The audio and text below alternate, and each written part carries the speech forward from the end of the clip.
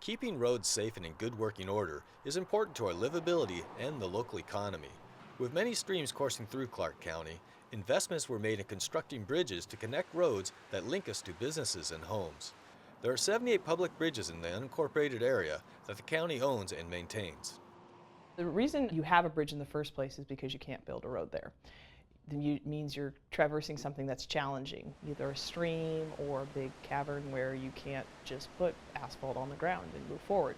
So a bridge is going to be more expensive because of those challenges and navigating those, and then also because of the materials that we have to use.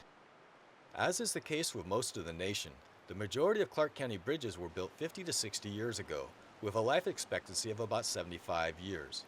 Knowing that this aging infrastructure will need to be repaired or replaced, the Federal Highway Bridge Program has been allocating dollars to states for this purpose. Through a competitive process, the state awards grants to city and county bridge projects.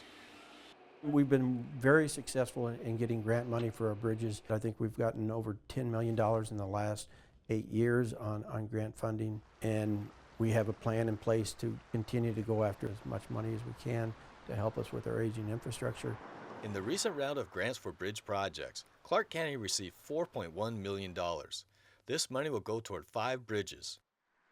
The biggest of these projects will be the replacement of Fifth Plain Creek Bridge, which is one of the last wooden support public bridges in Clark County. The other 4 bridges receiving work are Big Tree Creek, Blair Zeek, Brush Prairie, and Van Atta. All 4 will receive seismic upgrades, while Big Tree Creek and Brush Prairie will receive repairs for stream erosion, and Van Atta will be repainted to protect the metal structure. While there is a federal mandate to inspect public bridges every 2 years, the county takes this process further through a comprehensive bridge inventory program. We've been very successful in the last few years in obtaining grants. The granting agencies have a lot of confidence in the applications we put in because they know that we have put in advance these programs to rank and prioritize bridges. We've implemented a strategy to rank our bridges for the susceptibilities and vulnerabilities to seismic and to scour events.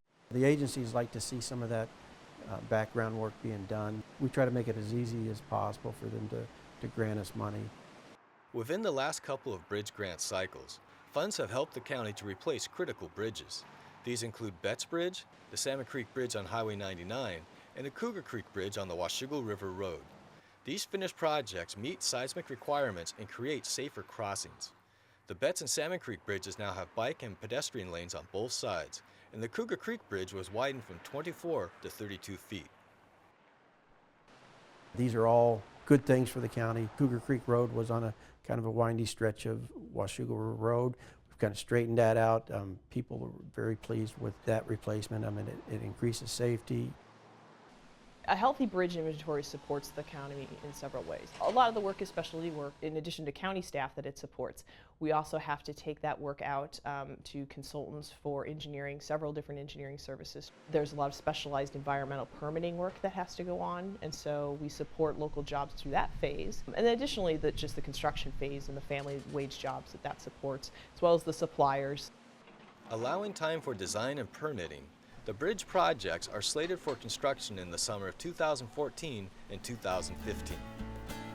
For their efforts to bring in grant funding that will stimulate the local economy and keep vehicles moving while increasing public safety, the staff of the Bridge Inventory Program received this month's Our Personal Best.